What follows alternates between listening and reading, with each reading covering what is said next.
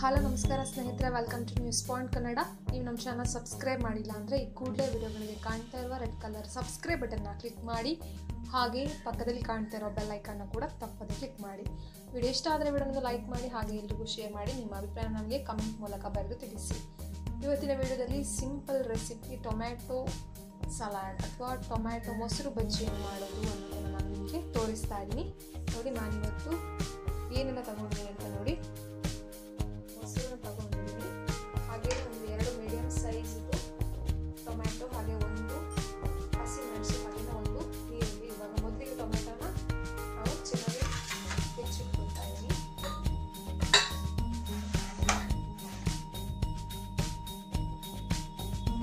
ಚಿಕ್ಕದಾಗಿ ಹೆಚ್ಚಿಟ್ಕೊಳ್ಬೇಕು. ಇದು simple recipe, ಕ್ವಿಕ್ಕಾಗಿ ಮಾಡ್ಕೊಳ್ಬೋದು. ಎಲ್ಲಾದ್ರೂ ಹೊರಗಡೆ ಹೋಗಿ ಬಂದು ಲೇಟ್ ಆಗಿದ್ರೆ ತಕ್ಷಣಕ್ಕೆ ಮಾಡ್ಕೊಂಡು ತಿನ್ಬೋದು. ಈ ಥರ ತುಂಬ ಚೆನ್ನಾಗಿರುತ್ತೆ ಕೂಡ. ಮೊಸರು ಕಾಂಬಿನೇಷನ್ ಅಂತೂ ತುಂಬ ಚೆನ್ನಾಗಿರುತ್ತೆ. ನೋಡಿ, ನಾನೊಂದು ಪಾತ್ರೆಗೆ ಹಾಕೊಳ್ತಾ ಇದ್ದೀನಿ ಕಟ್ ಮಾಡಿದ್ದು ಟೊಮ್ಯಾಟೋವನ್ನು.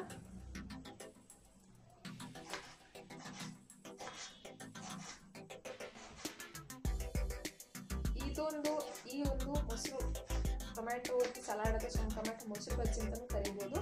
ಇದು ಇದ್ದರೆ ನಮಗೆ ಯಾವ ಸಾಂಬಾರಾಗಲಿ ಸಾರಾಗಲಿ ಬೇಕಂತ ಅನಿಸೋದಿಲ್ಲ. ಅಷ್ಟು ಟೇಸ್ಟಿಯಾಗಿರುತ್ತೆ, ಅಷ್ಟು ಚೆನ್ನಾಗಿರುತ್ತೆ. ತಿನ್ನೋಕ್ಕೂ ಕೂಡ ಅಷ್ಟೇ ತುಂಬ ಟೇಸ್ಟಿಯಾಗಿರುತ್ತೆ.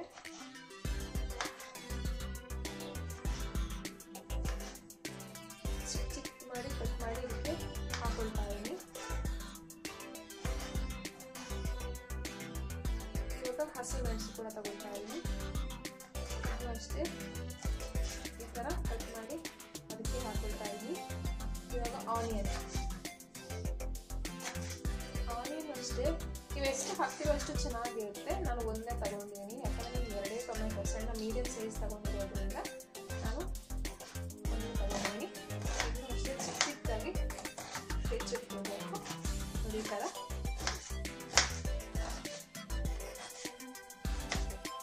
ನೋಡಿ. ಇವಾಗ ಎಲ್ಲವನ್ನು ಇದಕ್ಕೆ ಹಾಕೊಳ್ತಾ ಇದ್ದೀನಿ.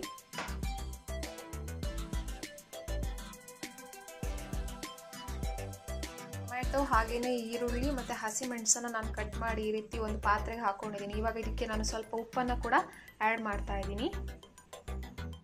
ಹಾಕೊಳ್ತಾ ಇದ್ದೀನಿ, 1 ಸ್ಪೂನಷ್ಟು ಸಾಕು. ಇವಾಗ ಉಪ್ಪು ಹಾಕಿ ಆಗಿದೆ. ಆಮೇಲೆ ಇದನ್ನು ಚೆನ್ನಾಗಿ ಮಿಕ್ಸ್ ಮಾಡ್ಕೊಳ್ತಾ ಇದ್ದೀನಿ ಎಲ್ಲವನ್ನು. ಇದು ತುಂಬಾ ಸಿಂಪಲ್ ರೆಸಿಪಿ ಕೂಡ, ನಿಮಗೆ ಕ್ವಿಕ್ಕಾಗಿ ಆಗಿಬಿಡುತ್ತೆ. ಇವಾಗ ಮಿಕ್ಸ್ ಮಾಡ್ಕೊಂಡಾಗಿದೆ. ಇಲ್ಲಿ ಇಟ್ಕೊಂಡಂತಹ ಕರ್ಡ್ ಏನಿದೆ ಅದನ್ನು ಕೂಡ ಇವಾಗ ಆ್ಯಡ್ ಮಾಡ್ತಾ ಇದ್ದೀನಿ. ಈಗ ಚೆನ್ನಾಗಿ ಮಿಕ್ಸ್ ಮಾಡ್ಕೊಳ್ಳೋಣ.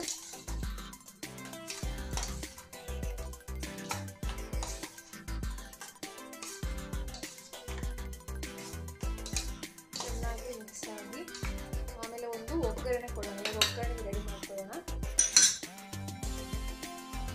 ಒಗ್ಗರಣೆಗೆ ರೆಡಿ ಮಾಡ್ಕೊಳ್ತಾ ಇದ್ದೀನಿ. ಅದಕ್ಕೆ ಸ್ವಲ್ಪ ಎಣ್ಣೆ ಹಾಕ್ತಾ ಇದ್ದೀನಿ.